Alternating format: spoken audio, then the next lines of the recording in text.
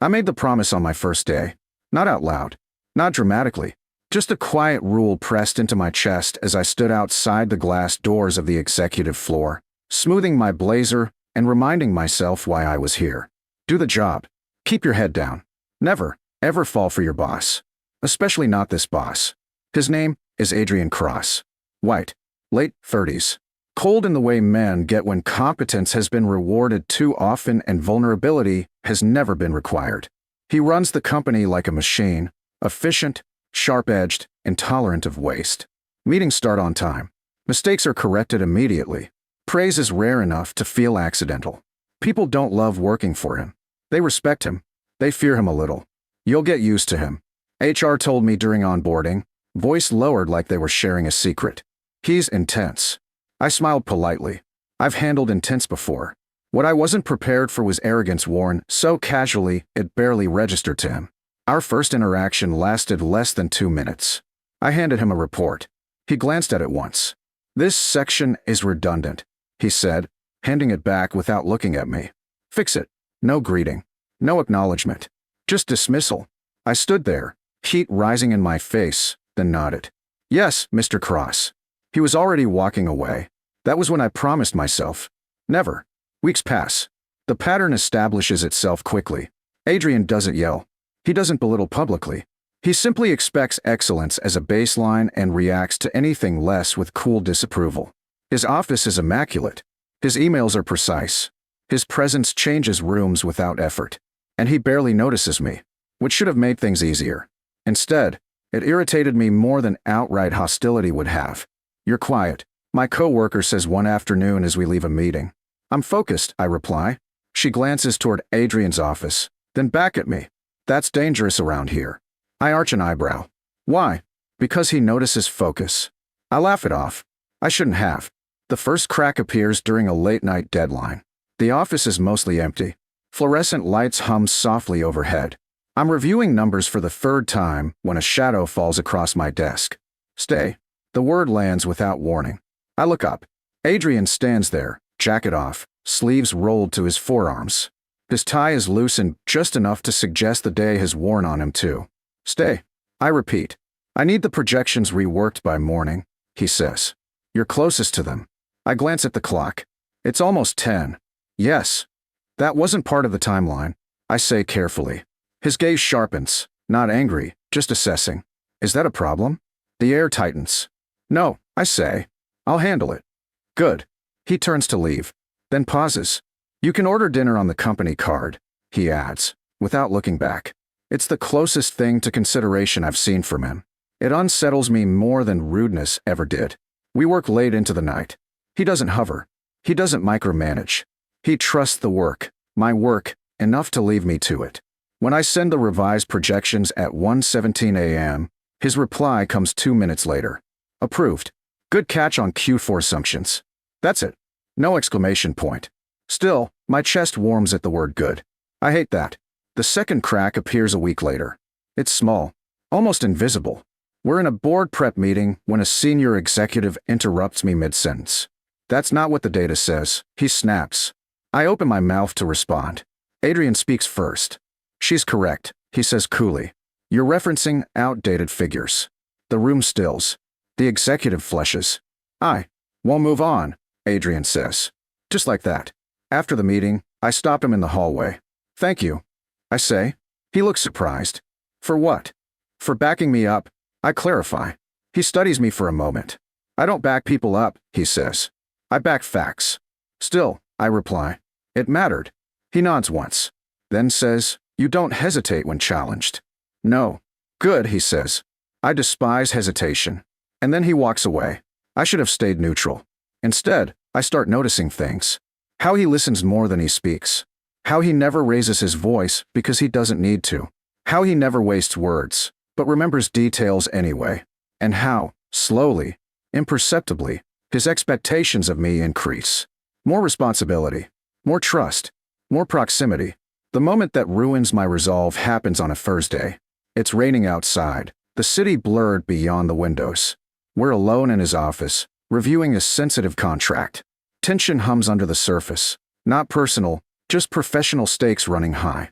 This clause exposes us, I say. He leans over my shoulder to look at the screen. Too close. Not intentionally, but close enough that I can feel the warmth of him, smell his cologne, clean, restrained, expensive in a way that isn't trying to be noticed. You're right, he murmurs. I missed that. I turn my head slightly. He's closer than I realized. Our eyes meet. For half a second, something passes between us. Not desire. Recognition. He straightens immediately. Good catch, he says, voice neutral again. Draft a revision. The moment is gone. But something has shifted. That night, I lie awake longer than I should, thinking about proximity, about tone, about the way his gaze had lingered just a beat too long. I tell myself it means nothing. I remind myself of the promise. Never. The final crack comes unexpectedly. And privately, I'm in the stairwell, phone pressed to my ear, voice low. Yes, I say. I know it's risky, but I don't have a choice. Silence on the other end. I'll figure it out, I add. I don't hear the door open behind me. Figure what out? I spin. Adrian stands on the landing above me. Expression unreadable. Nothing work-related. I say quickly. He studies my face. You don't sound fine. I didn't realize that was part of your concern. I reply defensive. He doesn't rise to it. Instead, he says, you've been taking on more hours. Declining time off. Pushing harder than necessary. I stare at him. That's observant. I notice patterns, he says. And what pattern am I displaying? He pauses. Someone who doesn't ask for help. The stairwell feels too small. That's not your responsibility. I say. No, he agrees. But it affects my team. I laugh softly. Always comes back to control with you, doesn't it? Something flickers in his expression. That's not fair, isn't it? We stand there, rain hammering against the building, silence thick and heavy. Then he surprises me. I don't enjoy being cold, he says quietly. The admission catches me off guard. I learned early that warmth invites chaos. I don't know what to say, so I keep things contained, he continues. Predictable. I search his face. And you think that makes you untouchable? I ask softly. No, he says. I think it makes me alone. The words land harder than any raised voice could have. I won't pry, he adds. But if you need flexibility, I'll manage, I say. He nods. But he doesn't walk away immediately. You swore you'd never fall for your boss, he says suddenly. My heart stutters. What? He meets my gaze steadily. You wear it like armor, he continues. That resolve. It shows. I swallow. That's inappropriate. I manage. Yes, he agrees. Which is why I'm stepping back. He takes a step away. Distance returns. But know this, he says quietly. Whatever that promise is protecting you from, it isn't me. He leaves me alone in the stairwell, pulse racing, resolve fractured. Because the one thing I didn't account for was that the moment that would change, everything wouldn't be dramatic. It would be quiet, honest, and impossible to ignore. And for the first time since I made that promise, I wasn't sure I could keep it. After that night in the stairwell, I avoid him. Not obviously, not unprofessionally, just deliberately. I arrive earlier, leave on time, keep communication strictly email when possible. I don't linger in doorways. I don't volunteer for late meetings. I remind myself that proximity is a choice, and distance is discipline. It works. For about 10 days. The thing about promises is that they hold best when the other person doesn't test them. Adrian doesn't test mine. He respects it. And that somehow makes it harder. He stops hovering near my desk. He reroutes projects through my manager instead of calling me directly. He keeps his tone neutral, his gaze brief, his presence contained again. Cold. Professional. Exactly what I asked for. Exactly what I didn't expect to miss. You okay? My coworker asks one afternoon, watching me stare at my screen without typing. Yes, I say automatically. She doesn't look convinced. You've been quieter. I'm just busy. She glances toward Adrian's office, then back at me. Uh-huh. The tension doesn't explode. It tightens. Every interaction becomes deliberate. Every word weighed. Every silence louder than the last. Until the board announces an off-site retreat. Mandatory. Overnight. Isolated. Of course. The lodge is quiet in the way expensive places are. Designed to remove distractions, to force focus. The first day passes smoothly. Presentations, discussions, polite distance. Adrian keeps his space. So do I. Then the power goes out. It's sudden. Storm-driven. The lights flicker once, then vanish. Emergency generators hum faintly, powering only essentials. We're told to stay put. Dinner is delayed. Groups break apart. I find myself alone in the hallway outside the conference wing. Phone useless, rain pounding against the windows. And then, "Are you all right?" His voice. I turn. Adrian stands a few feet away, jacket off, sleeves rolled. Expression alert, but controlled. "I'm fine," I say. "Good," he replies. "The staff is rerouting everyone to the main lounge. I was just heading there." "Same," he says. We walk together. Silently. The lounge is dim, fire crackling, furniture spaced wide. People cluster in small groups. There's nowhere obvious to sit that isn't already occupied. Except one corner. 2 chairs. Too close. We hesitate. Then sit. The firelight softens him. That's the first thing I notice. Not in a dramatic way. Just enough to strip away the sharp edges. He looks tired. Human. Less like a concept and more like a man who's been holding himself together for a long time. "You've been avoiding me," he says quietly. I don't deny it. "You said you were stepping back." "Yes," he agrees. "I didn't say you had to disappear." I look at the fire. I needed space. "And did you get it?" I consider the question. "No," I admit. Silence settles. Not heavy. Honest. "I meant what I said," he continues. "About not crossing lines." "I know.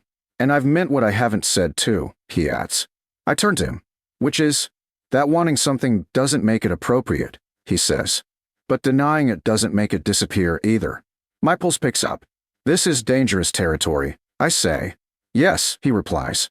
"That's why I'm being careful with every word." I exhale slowly. "You're not who I thought you were," I admit. "And you're not who I assumed," he says. Which is inconvenient. I almost laugh. The storm worsens. The fire crackles louder. Around us, conversations fade as people drift off to their rooms. Eventually, it's just us. "I made that promise," I say quietly, "because I didn't want to lose myself again." He nods. "I figured. I've been the one who adapts," I continue, "who bends, who justifies, and I won't do that here." "You won't have to," he says immediately. I meet his gaze. "You don't know that." "I do," he replies. "Because I won't ask you to." That's the moment. Not fireworks. Not confession. Just certainty. When this retreat ends, I say carefully, we go back to being appropriate. "Yes," he agrees. "And we don't pretend this didn't happen," I add. "No," he says. "We acknowledge it. And then we wait." "For what?"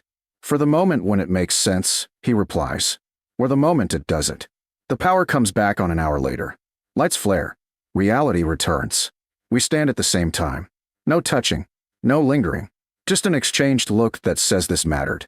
3 months later, things change. Not abruptly. Properly. A restructuring. A new division. A role that puts me outside his reporting line.